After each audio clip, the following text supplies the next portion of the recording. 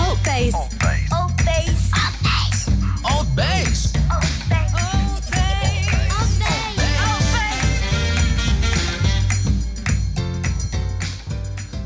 We're live. ALTBAYS Show brought to you by ALTBAYS.nz. It's always a pleasure to be here live on Tuesdays and Thursdays at 7 p.m. bringing very interesting people for some good yarns. On my left, Beth Claire, top hospitality star, fashion designer, TV star, all these beautiful titles. How are you? I'm good, thank you. How are you? I'm good. Thanks for coming back. No problem. I was gagging for it. Yay, here you are. How did you feel about after your show, after coming to have a chat with us first time? It was awesome. I felt like a celebrity again. Ooh, ooh. But yeah, no, it was really good. It was actually pretty cool. I think the only thing I forgot to mention last time was our local tattoo artist. That was the only thing we forgot, eh? Because you got all the tattoos. For the people listening to us, Beth, it's a piece of art herself with all the tattoos. Shout out to Nathan from Evolution. You get most of them from Nathan? Definitely. I wouldn't go to anyone else now. Yeah? Yeah, for sure. Is he busy as? He's always busy and he's always tired. So he's always tired. Yeah, he works so hard. How was the longest you went for on a tattoo session? I think the longest was the horse on my leg, and I did that with Lee, who used to own Evolution, and that was 7.5 hours. Yeah, but I had to do it because Lee was always like super booked out, so I just had to power through it and get it done because there was no chance of like doing a second session. Oof. Yeah. Got it done. I wouldn't do that again. Shout out to Nathan and New Zealand, what's the name? Tattoo Evolution. Evolution Tattoo. Yep. Cool. So get in touch early because the man is busy. Beth, check this out.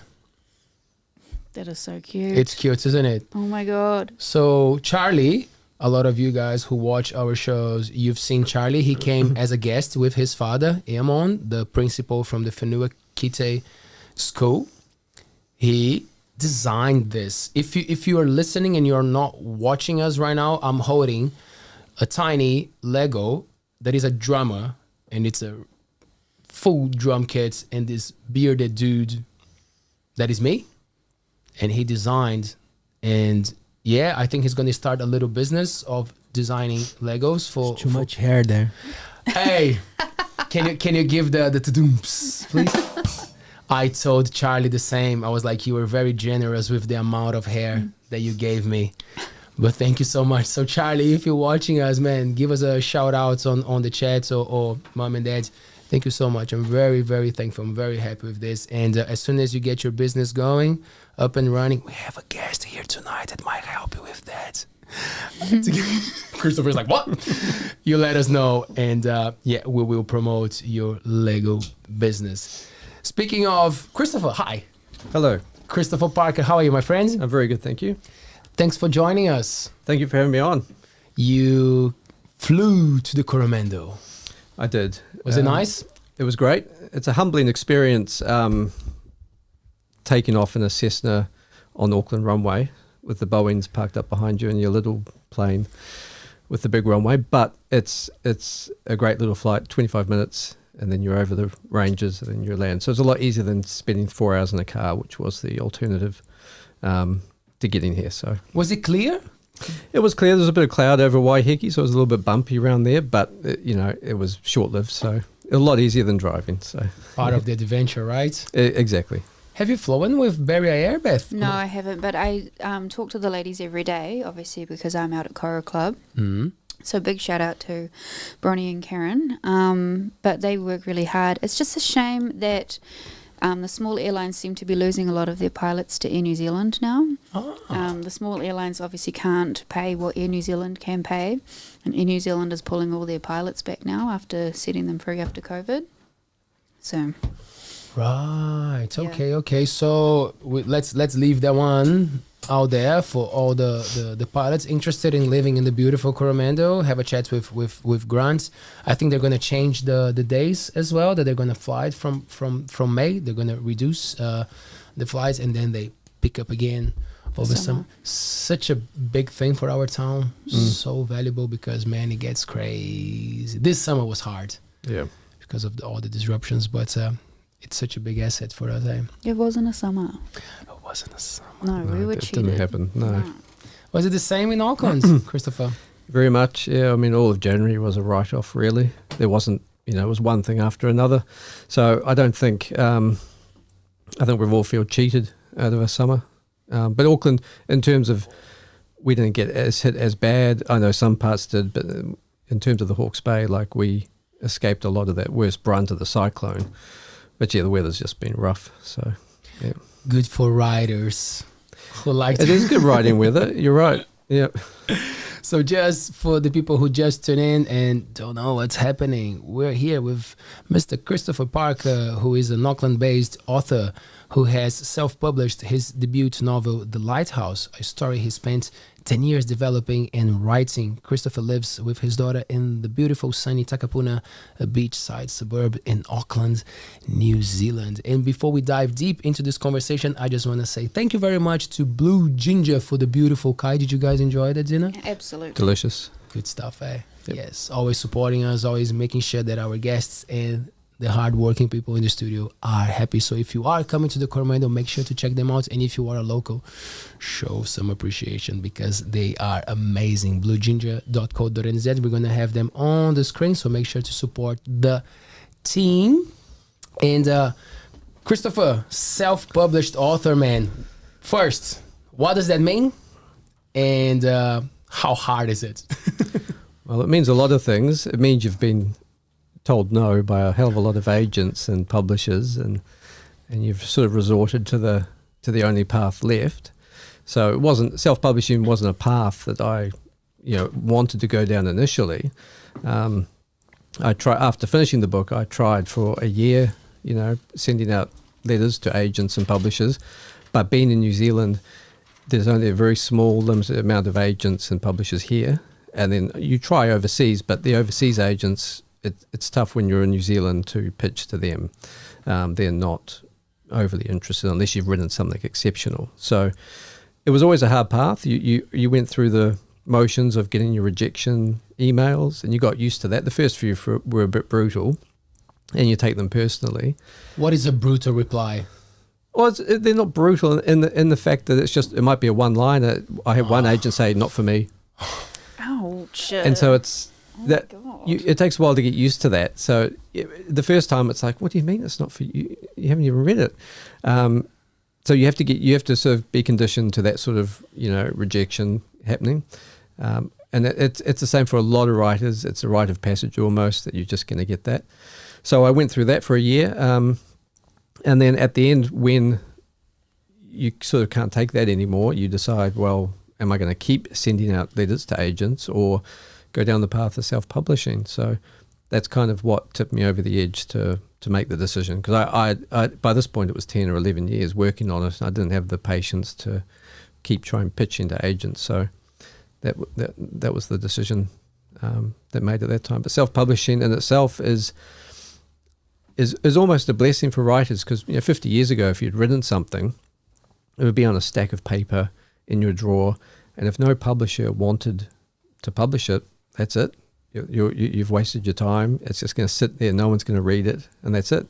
So as much as people sort of bemoan self-publishing, it is a gateway for people who don't get that avenue of traditional publishing to actually get their work out into the world.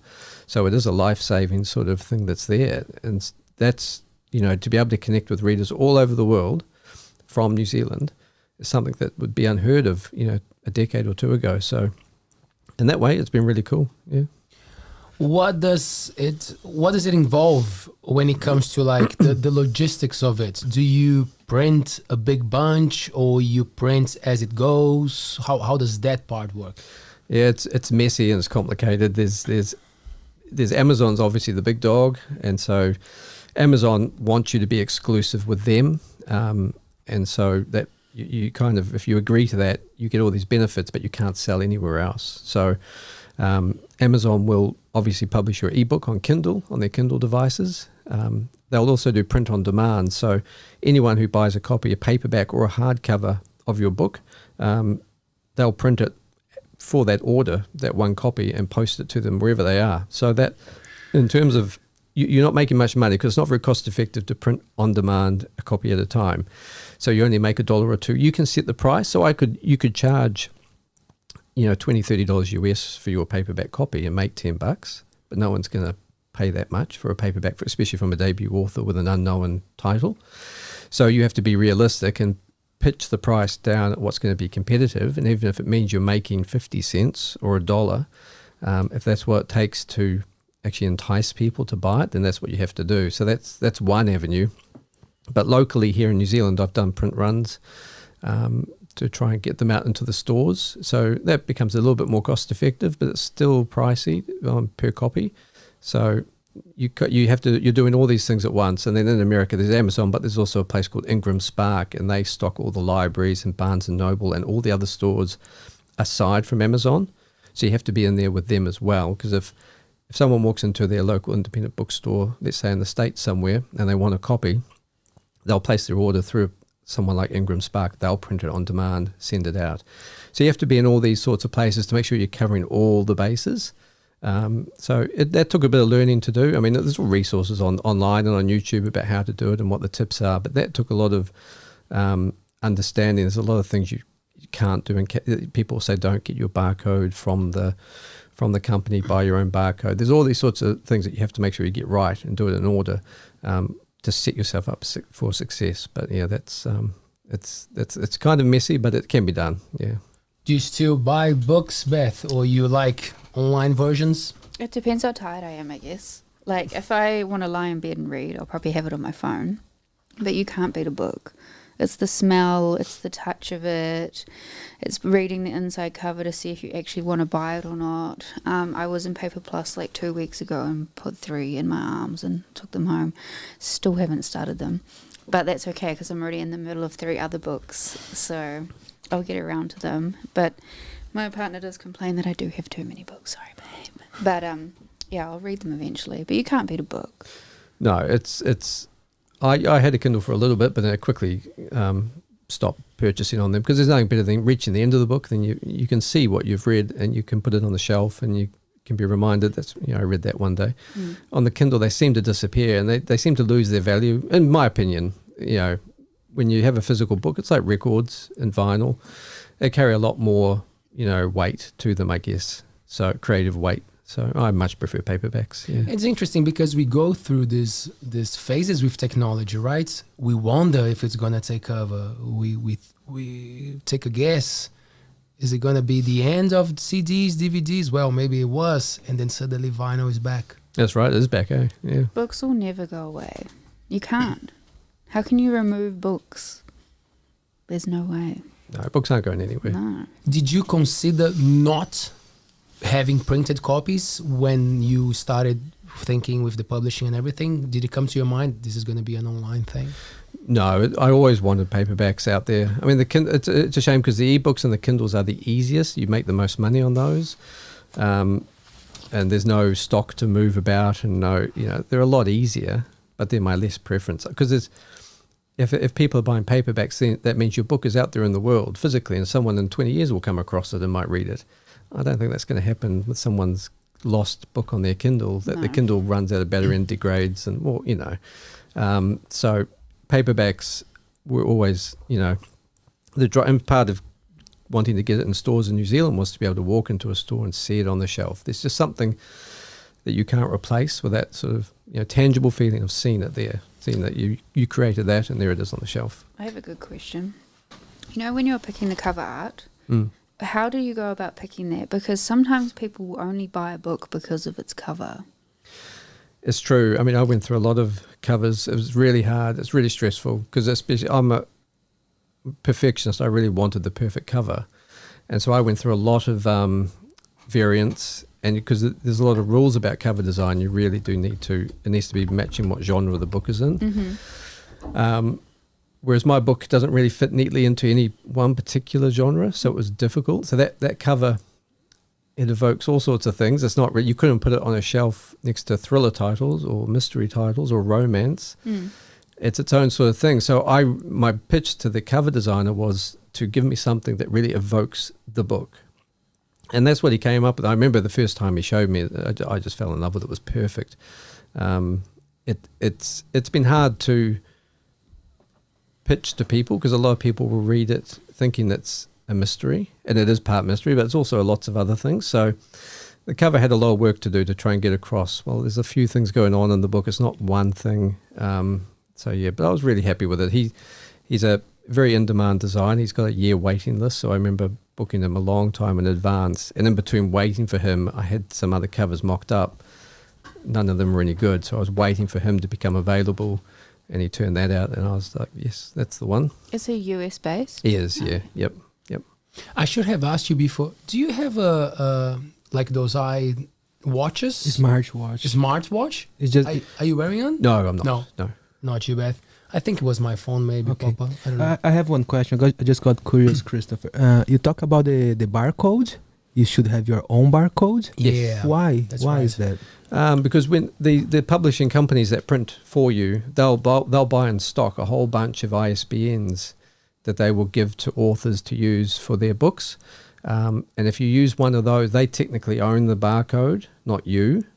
And you can run into problems when you try and use that barcode with other retailers or distributors. So they always recommend to buy your own barcode direct from the licensing authority, whoever that might be. So in New Zealand, we have an agency that issues barcodes. I think it's free, maybe.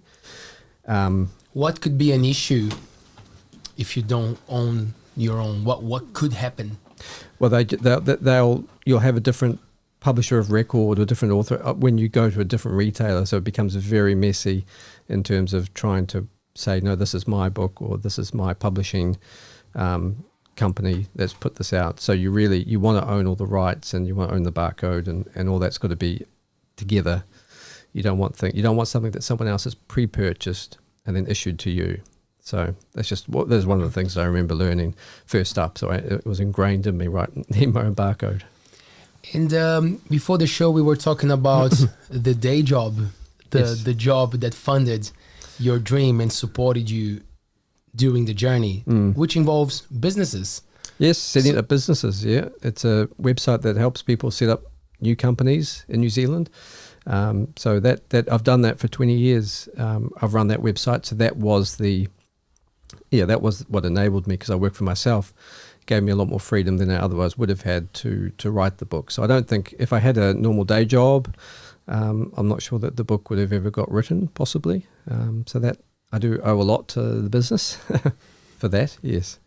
Did it help with all the bureaucracy, having the business background and understanding to things, or it was a completely new beast, something that you had to go through and learn? Yeah, it helped me set up the business for the publishing company. I mean, that was easy. Other than that, no, it didn't impact too much, other than it was a nice break from writing the book. Writing it was you've creatively spent after a writing session. So to get back to doing the day job or doing the business was, it created a really nice balance, because that's more logical and the problems are pretty easy to solve. Whereas writing the book, the problems aren't easy to solve. They're very difficult sometimes, and you can stew over them. So they're two different activities, and they both sort of balanced each other out, I think, yeah. So the Lighthouse is the story of a 18-year-old girl who lost her mom? Yes, yep. The book follows, it opens up, it sort of drops the reader into it, where you meet this girl, Amy, and she's 18, and she's just lost her mother about 3 weeks ago. And her father works for the state police. He's a detective. So that sort of consumed him all his life. So that Amy and her dad never really had much of a relationship. So the reader, it opens with 3 weeks after the mother's death, and then her and her father just sort of unable to connect, and both of them unable to deal with the grief of what's happened. So they're both struggling to navigate how to go forward. And the book really is about, there's a lot happens in the middle, but the book really does follow Amy and her dad.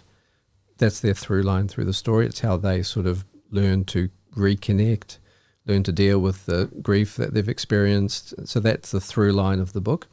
But yeah, the sort of inciting incident is that Amy's dad, her brother, also works for the state police, and he decides to one day send Amy's dad down to a little small town called Seabrook on a small case that he's been assigned to. And because he's thinking that if he can send Amy and her dad away, get them out of the city and go down to a small town, it might help them get away from everything and help them reconnect. So they head down to the small town, and that's when things start going haywire and things start getting a bit mysterious, and there's a strange lighthouse there. And as soon as they arrive, the dad disappears and Amy meets a strange man. So everything sort of unravels at that point, and the book's about Amy sort of trying to work out what's going on in this town. Why is where's her dad gone? The lighthouse, this is a strange, I mean, if you picture a small town, you know how every small town's got like that haunted house that no one goes in. For the town of Seabrook, the lighthouse is that building for the town. So it's boarded up, there's no stairs, and it's rotting. The lamp room is broken away, there's no lamp inside. So it's a completely decrepit, rotting building, and no one will dare go inside. And then the first night that Amy's there, it starts shining in her room, and it sets the whole town goes into a panic because they're all scared of it to begin with, and now it started shining again. So Amy's job throughout the book is to solve this mystery of the lighthouse, work out how it's connected to her dad that's gone missing, to her mum that she's lost 3 weeks ago. So she's on this journey trying to put all these pieces together, and that's pretty much the bulk of the book. I can't say any more. Don't ruin no it. spoilers. But I'm home and reading it right afterwards. Don't ruin it. Christopher, how is your creative process? Like, do you know the end of the book by the time you start, and how long takes you to write a book? Yeah, I mean, for a lot of writers, they fall into two camps. So they're either pantsers or plotters. So a pantser is someone who will just start not knowing where anything is happening, and they will just write and follow the characters wherever they go. And to me, that's terrifying. I'm very much a plotter. I have to know what is A, B, C, D. I have to know the entire through line, because writing, to me, is a very stressful exercise. It's very difficult. And the last thing I want to do is suddenly get lost in the middle of the book and not know where I'm supposed to be going, and end up with writer's block and end up sitting there not knowing what I'm supposed to be doing. So a lot of writers are very confident in their abilities and can just write and create great characters and follow the characters wherever they want. But I really do have to know where it's headed and what the end is. So for me, story is king. So it was always finding out what was the A to Z, working out all the bits in between, and then going from there. Were there moments, though, that you found yourself changing the direction of the book? Oh, definitely. I mean, the writing process, it started... I wrote the first draft over a few years, and I wrote 200,000 words, and it was all rubbish. It was terrible. I got to the end and realized this is just abhorrent. I can't show this to anybody. And it took a few years to do that, and that was a kind of moment. It allowed me to build out the story and find out what was happening, but I had to realize, you have to start over and do this again. And that's when you start to chip away at all those bits that you realize. Once you've got the story, once you've finished it, then look bird's eye view of it, and you can see where it's going. Then you can start to see all the bits that don't belong, and so it can be difficult.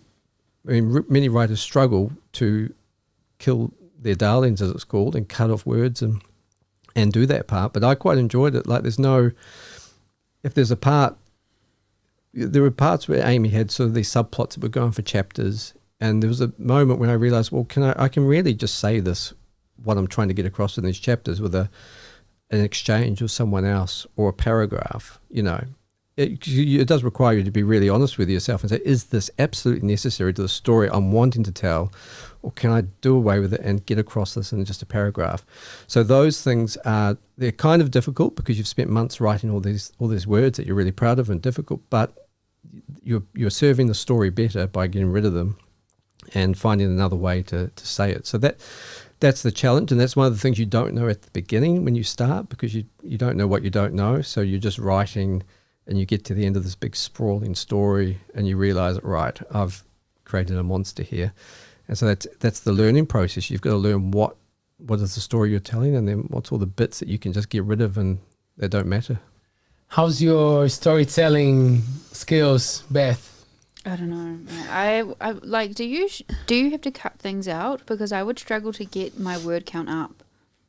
Like, I'd be the opposite. Like, you're cutting things out. If I was writing something, I'd be like trying to struggle to get to that. Like, yay many 1,000-word count. You know, when you're at uni and you're trying to write an essay and it's like minimum of 5,000 words, so you just put put words in there and then you put them in white so they can't tell.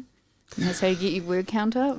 Yeah, I'd be like that. Yeah, it's difficult. When I first started, I was worried about that. I was like, how am I going to, because I knew a book had a lot of words.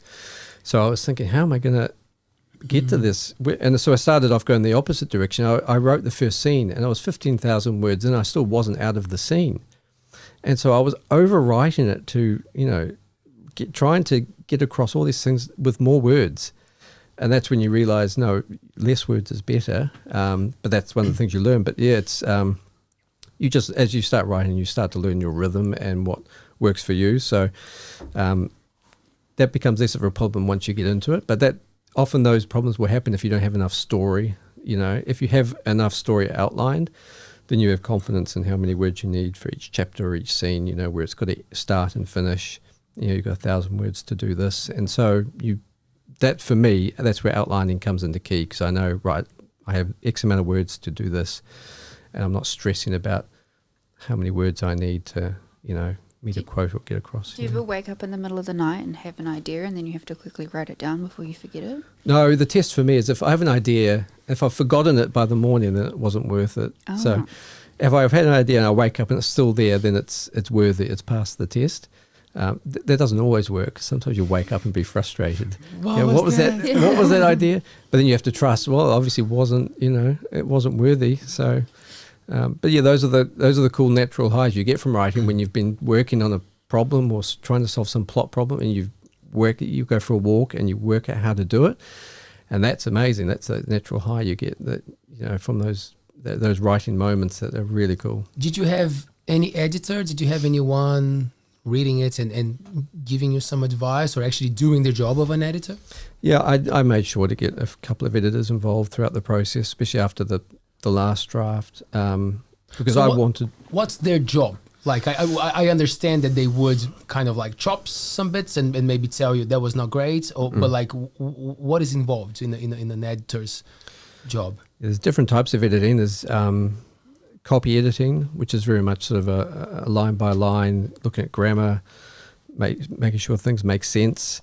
There's developmental editing, which is more looking at the bigger picture, how the plot works together and how characters through lines and all that sort of stuff. So really looking at it from a bird's eye view. So I've had each type of editor go through it, because I really, as soon as I realized it was self-publishing, I really wanted to give it the same treatment that it would get if it went through a traditional publisher house, where they have lots of eyes on it and lots of people, ensuring quality.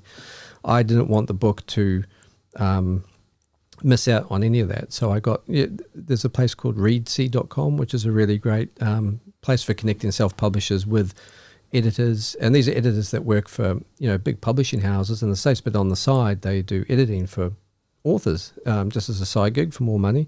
And it's great because you get their incredible industry experience applied to your book. And so that was worth its weight in gold, because they see stuff that you just don't see. And they've got all this experience that when you're new to the industry, especially when you're coming at it from trying to create a commercial product, I've got no experience with that side of things. So I knew what I didn't know and wanted to get that professional expertise in to help me with. So there were a couple of key people who made huge changes and suggestions and opened my eyes to, what could be possible. Were you reluctant at some stage? Was that a moment they were like, no?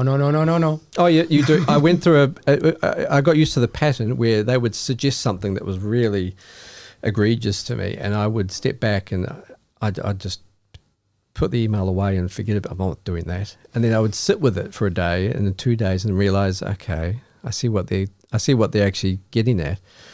And this would happen every time. There would be that initial reluctance. I got used to being ready for it and then accepting it. So I got quicker. I was more like radical acceptance within, I got their suggestion, stew over it for half an hour. I go, right, okay, let's do it.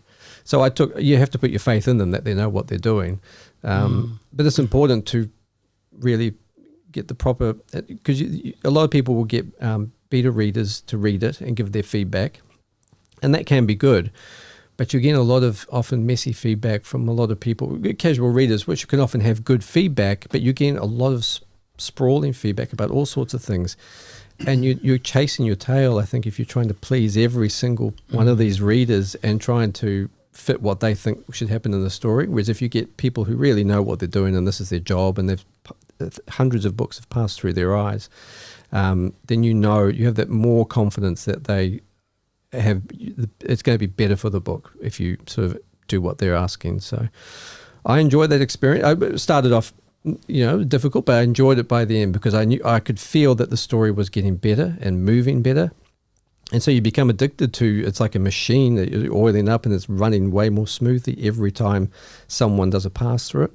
So I got addicted to that, and I held on to it for longer than I should have. I mean, it was probably ready to publish a year before I did, but I just loved tweaking it and making the boat go faster, really, is what it came down to. I like what you said, because a lot of the times we get those, especially now with social media, right? It's so easy to just hit the like button.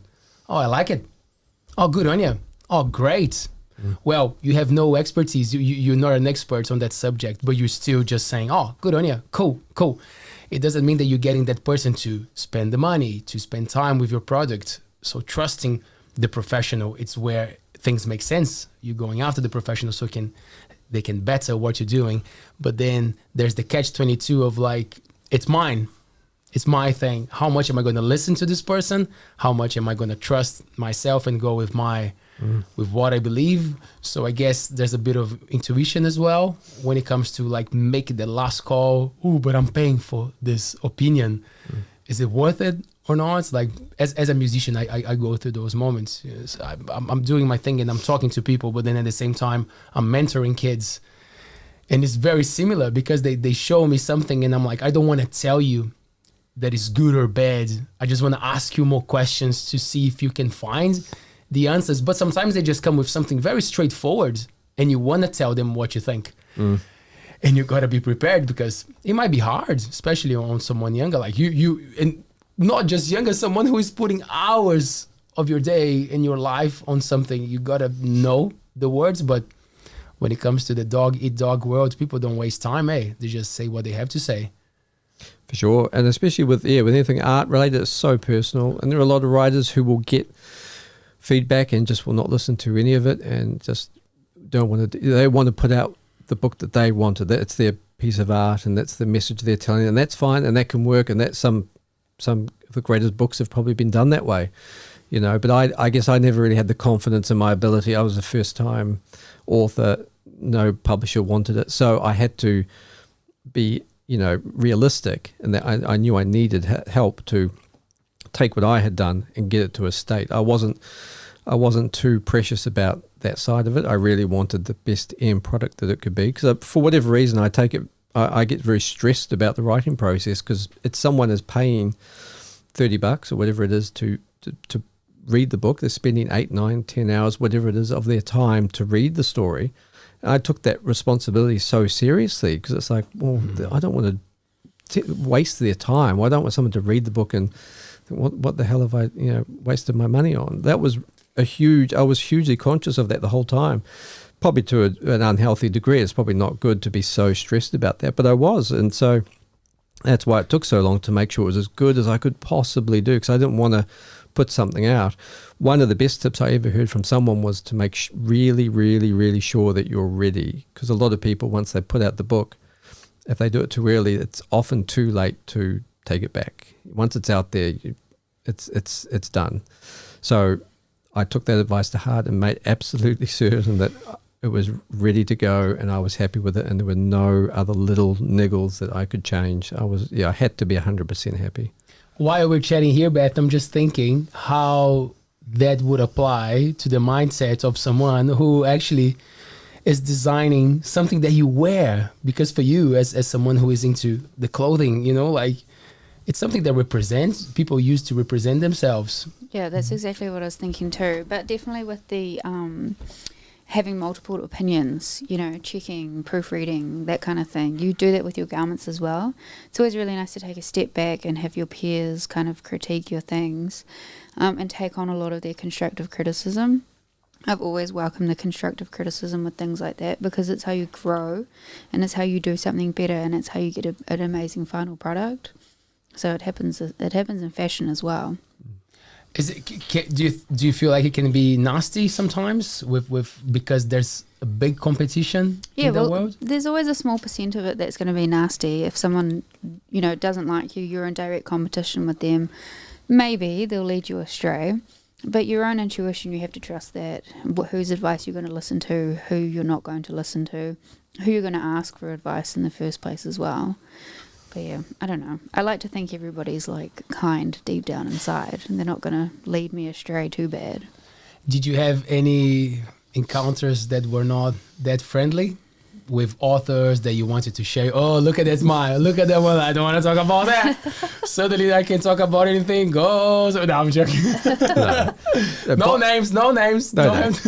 By and large, it's a hugely supportive group. There was a couple of times where you would send off for a feedback, for a critique, an assessment. And this was after the book had been through a lot of passes and a lot of people had been through it. And so it had been, I thought it was ready to go. And there was one particular critique that came back saying this is far from ready for publication, that all this work is needed. And that's one of the times where I had to just detach, and that was one I had to not pay attention to. Because at the end of the day, it's all subjective.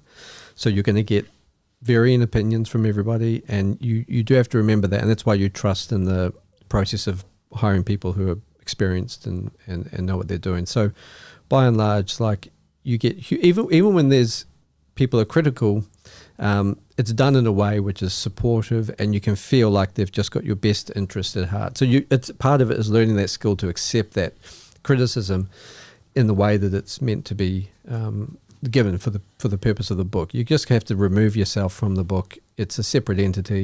You're there to serve it and make it better. And so that's one of the many skills you have to learn to accept that critique and put it to use. Yeah, it's definitely a reflection on yourself, on how you can receive criticism as well.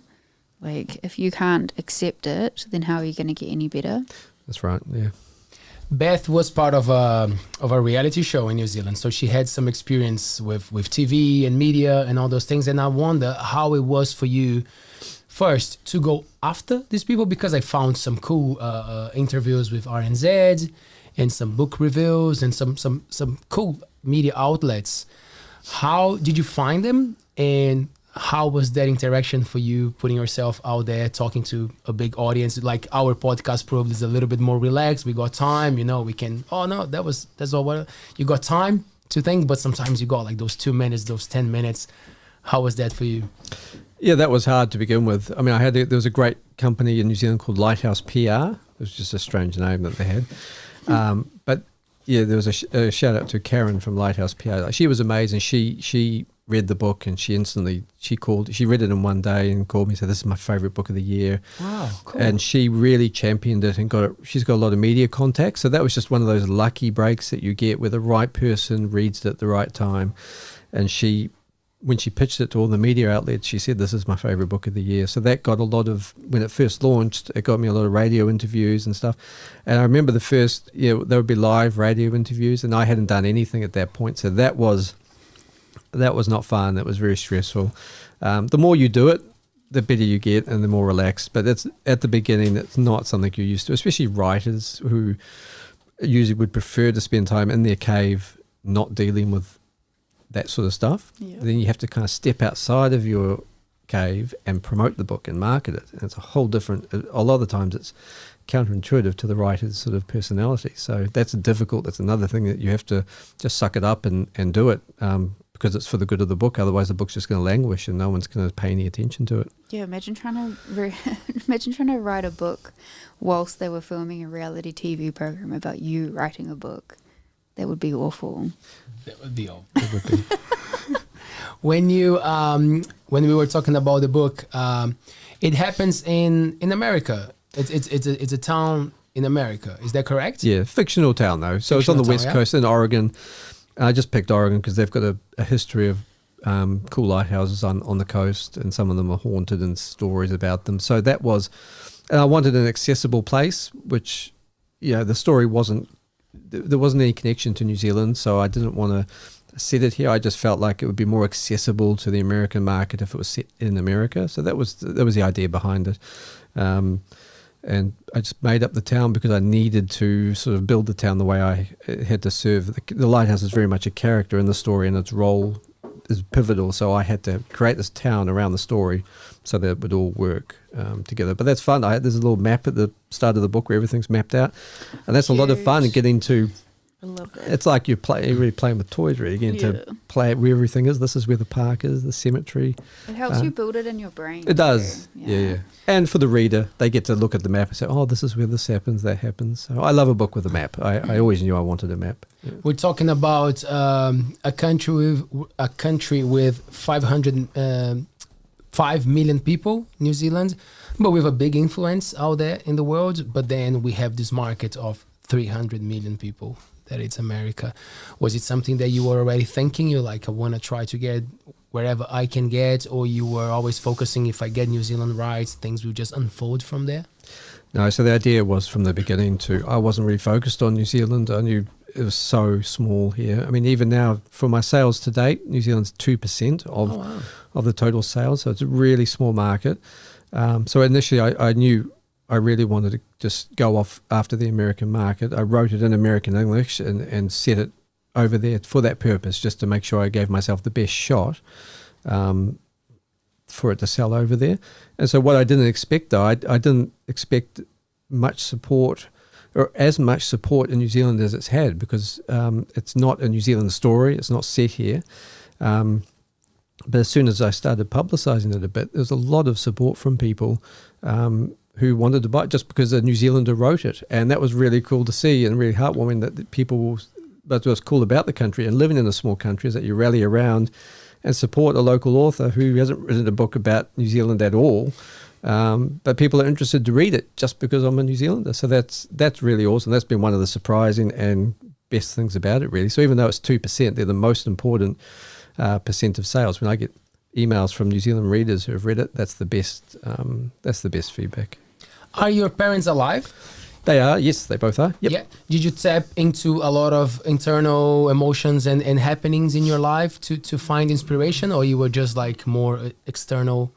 No, I was very disconnected from the story. So, I mean, in the story, the two main characters, Amy and Ryan, I mean, Amy's mother has died, and Ryan is in a similar position. So Ryan is a character who lives in the town of Seabrook, so he lives on a ranch out with his father, and his mother died some time ago. So these were the things that had to be set up for the story to work. So for me, I have the story from A to Z, and then the characters, I just give them their background that fits the story that I need.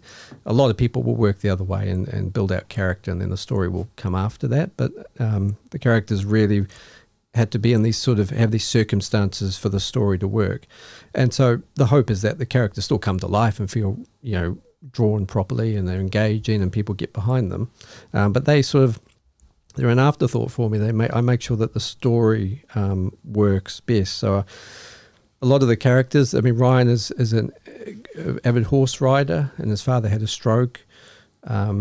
Amy her father's a state police detective. So these are all things that, I don't have any connection or experience with, but this is what the writers have to do. They have to dive in and do the thing called research. And a lot of people, for research is a dreaded word. I didn't mind it. I enjoyed it. I enjoyed learning about these things and it was a challenge to try and get across what it feels like to have a father who's had a stroke and what that would be like day-to-day basis. So that is a challenge to try and get that, but it's rewarding when I've had emails from people who saying that they connected really strongly to that part of it, and that's really satisfying to know that because that's a big responsibility. You don't want to get that sort of stuff wrong, and so when you get it right and you get feedback that you've resonated with people on those sorts of things, especially with the grief of losing the mother that Amy experiences. She goes to a pretty dark place quite a few times in the book, and there's pretty weighty emotional moments that she goes through.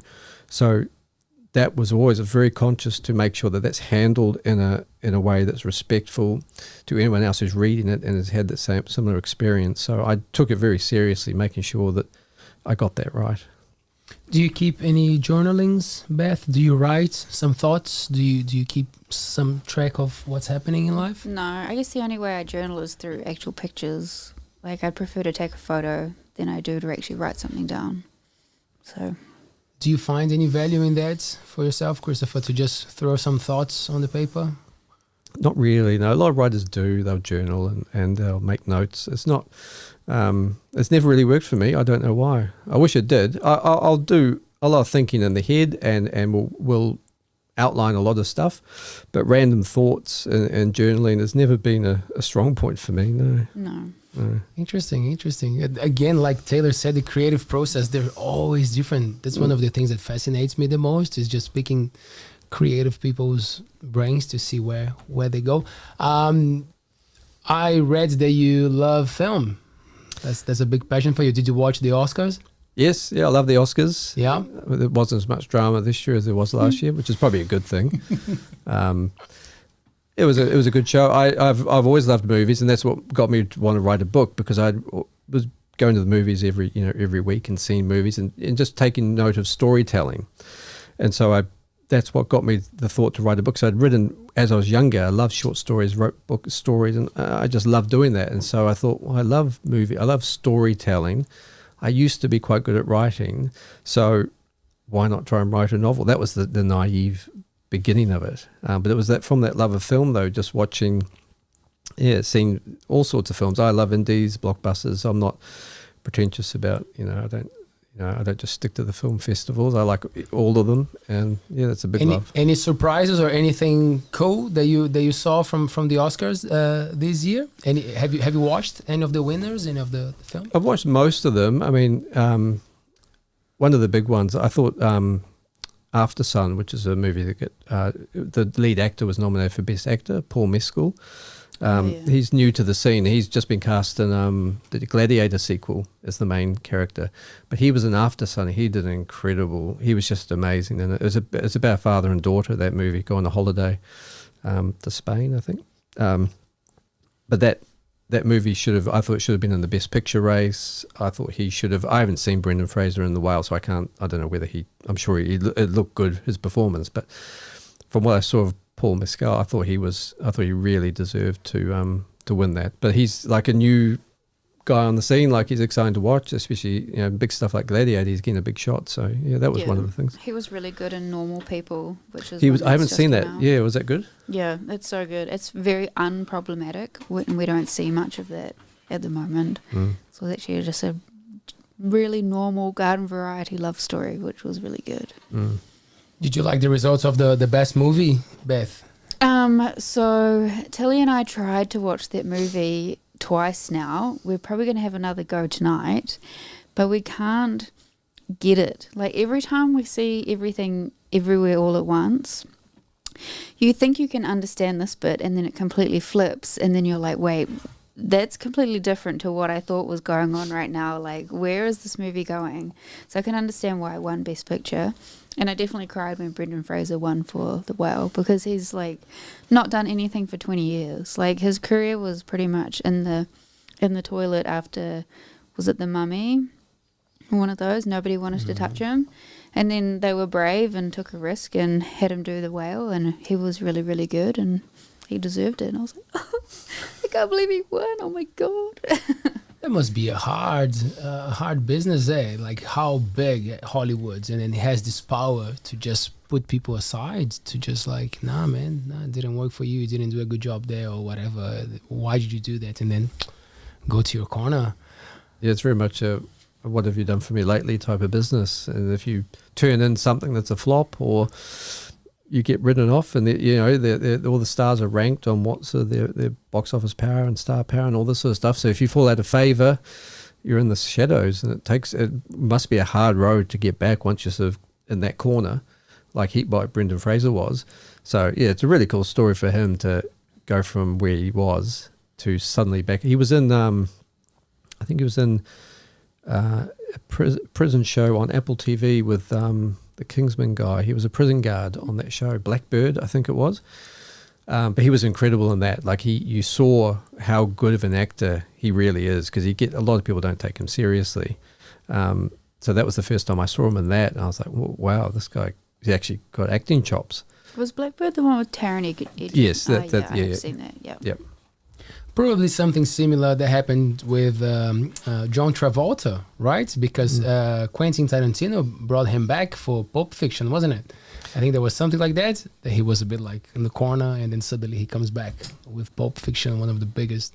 Yeah, he's had it happened to him a couple of times. Really, he went into the dark, came back, and like Matthew McConaughey, he had his reconnaissance, when he did the drug movie. I can't remember what it was called, but he had the same. Yeah, he sort of rocketed back after doing all those rom-coms in the 2010s. That he just painted with a brush, and when they sort of fizzled out, no one wanted to borrow them. So yeah, it must be tough, but it's cool to see them.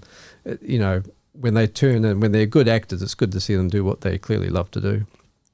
What about New Zealand's movie scene? Do you guys get to follow? Do you get to? Yes. A little bit, yeah. Not as much as I should, but yeah, we turn out some great, some incredible movies. So it's really cool. The filmmakers that we've got here. One of the filmmakers that he did a crime movie in the South Island, I think, but he got a break and got to be the director of Megan, that AI killing robot thing in America. Yeah. But yeah, so it's a great stepping stone. Like people, just little indie films that people put in here, and then it's a step onto the bigger stage. So it happens quite a lot. Yeah. Would you like to see your book as a movie? I was going to ask that too. Oh, it would be incredible. I mean, obviously, a production company requested it last year. They were a smaller production company. They'd done What Women Want, that Mel Gibson film a while ago, and then a few Netflix movies. So they requested, and they had it for a few months, and they were reviewing it, and then they decided to pass. But that was it's a tough world to break in, especially from New Zealand, because you don't know anybody there, you don't know which doors to knock on, so you don't know how to break into that industry really. But that would be that would be a dream to see it put to the screen. It'd be awesome. Do you think coming from New Zealand is a disadvantage for you? It's hard to say. I mean, I think for that type of book, yes. I mean, if, a lot of New Zealanders, if they write like a very uniquely New Zealand book that does really well here, that can be a big stepping stone to bigger things. But when you've done what I've done, it's kind of back to front, written a book set in America from here. It's kind of an unusual situation, and it's hard to. I think that's why I had a hard time getting American agents, because I'd written a book that was set there, but I'm from halfway around the world, so how's this going to work? Did you consider doing one of those pretend names? You know how people have got the alter egos? It would have been like Carl. No, I was never too. No, I didn't mind. I just I'm usually Chris, so I made it longer Christopher, which is what I used to get called whenever I was in trouble. So whenever I'm doing these PR things or things for the book, I get called Christopher. I think, what have I done now? Yeah. Who am I? Who am I? What am I doing here? I think I saw you mentioning something about children's books as well. Is it something that you would like to tap into? Yeah, I've written a kid's book that's been illustrated, and it just hasn't been put out yet. But that's all good to go. That was it's a lot easier to write. So it only took about 6 weeks to sort of get the story out, and then having someone illustrate it was a lot of fun. So we get to go through each chapter and say these are the scenes we want to illustrate. So it was sort of a palate cleanser from a big novel like that. So you just get something light and breezy.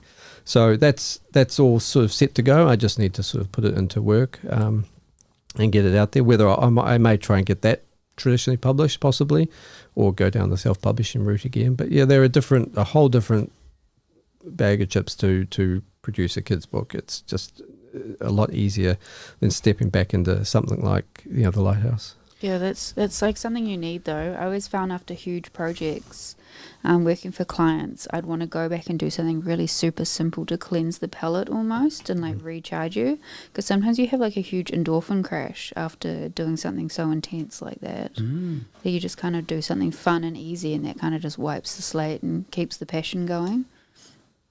I wonder how it was playing in your mind, especially now when you can look back, because now it's 10 years, right? Your daughter was, what, 4? Yeah, she would have been, yeah. Yep. And 14. And then like that lifetime of you writing and coming up with something. How is that this ongoing experience of parenting, of being a father? Yeah, strange, because I didn't plan to write it. Obviously, I didn't plan to spend 10 years writing it, but yeah, a lot of her life is spent with Dad typing away at the keyboard, and she's only just started reading it just this past month. She came to me and said, Dad, I've started reading a book. And I was like, great, what's it about? And she says, it's about this girl and her father, and their mother's died. I'm like, oh, are you reading my book? Because I've been trying to get her to read it. And so hopefully she kicks on. She's only 2 chapters in, but she's been heavily got thoughts on, certain things. So I'm very pleased she's reading it. I hope she gets to the end. But it's dedicated to her, obviously. I mean, I want her to, read it and be proud of her dad that he did something, put something out in the world. And so I do hope that she, loves it. Have you seen that guy, the TikTok? Did you see that? Yes, that was amazing. So when can you tell us a little bit, because maybe you probably went a bit deeper than me. What is that all about? I saw that went viral. Yeah, I think you might have seen more than I did. So yeah, there's an author on TikTok. I'm not sure what type of book he'd written, but he'd written it years ago and only sold a handful of copies, and it was sort of languishing in the charts. And his daughter or granddaughter, I'm not sure, made a TikTok that went viral, encouraging people to buy it, and it went so viral that it got him to number 1 on the Amazon chart, which is no small feat. It's a lot of units to shift. It's huge. So as soon as that happened, my daughter offered that she would do the same for me, and I'm still waiting. I'm watching the Amazon charts every day. I think she's reading the book first, man, to see if she wants to do I'll it. let her read it first. It's Lucy, eh? It's Lucy, yes. Come on, Lucy girl, you can do it. Do it for Dad. Get to work, yeah. How amazing, eh? I always joke about TikTok, because when we started ALTBAYS, we were checking all the platforms that we should be on, and then Taylor was like, we have to be in all of them. It doesn't matter how active we are, but we have to be in all of them.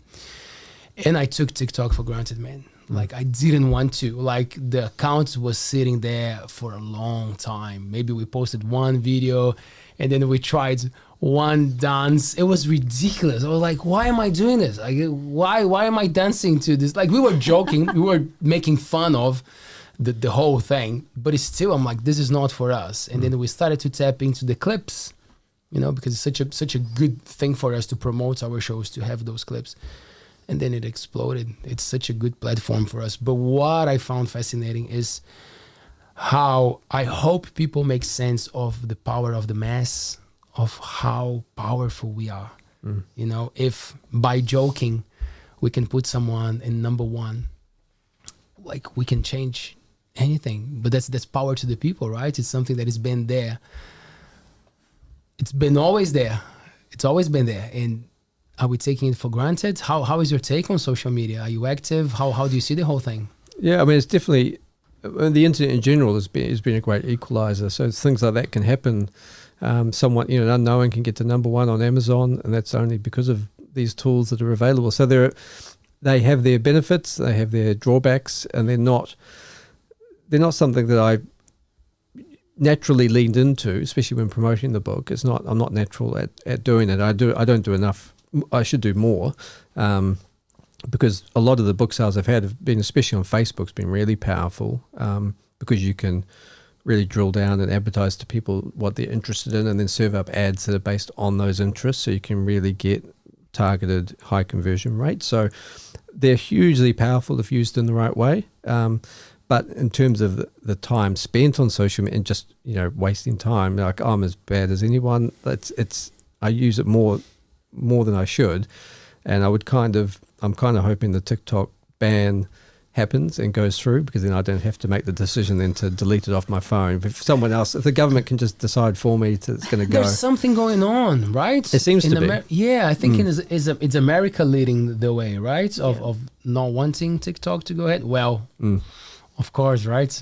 When it's not made by them, when it's not made by the Americans, of course, they want it out of the game, right? Yes, I think they're worried about spying or whatever, it's Chinese owned, so they're probably concerned about that. So there does seem to be a bit of traction. I know they've tried in the past to get it sort of removed or monitored, But there does seem to be a lot more momentum behind it this time to get rid of it. So For someone who does that kind of work, because we talked about that before the show, running such an important platform, helping businesses, you have to keep up with policies and laws and all those things. What do you see as like big problems that you can face when you have such a powerful platform like that, gathering information and data? What should we be aware of?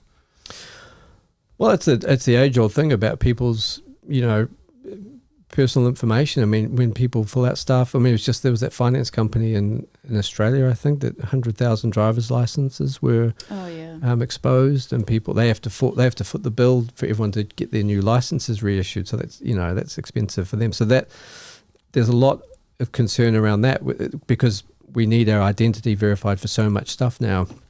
So our identity documents are flying around everywhere, and we don't know who's ending up with them or if they've been treated properly, secured and encrypted and all those sorts of things. So that's a huge, I think that's going to become a bigger concern. I think that the driver's license thing, we'll see more of that because there's not a lot of emphasis put on.